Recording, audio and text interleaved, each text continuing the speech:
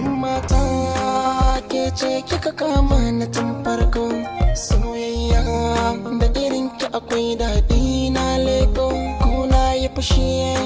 da na ga fuskar ki a dole zan saka na yi shiri gidan ku zan tura domin aman baiko ke ce ta fari ta farin fari ta fari ke ce ta fari ta farin fari ta fari ba tare da shawara da ke aka ra'ayinki ba sai kuma aka samu akasin haka yaya zan yi nasa ni da ke mu je mu ga mu cewa ni kike so ko kuma a'a dakata nasa abinda zai yi shi ake yi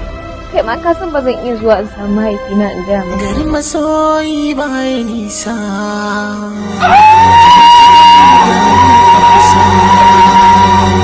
kai ke manta da ni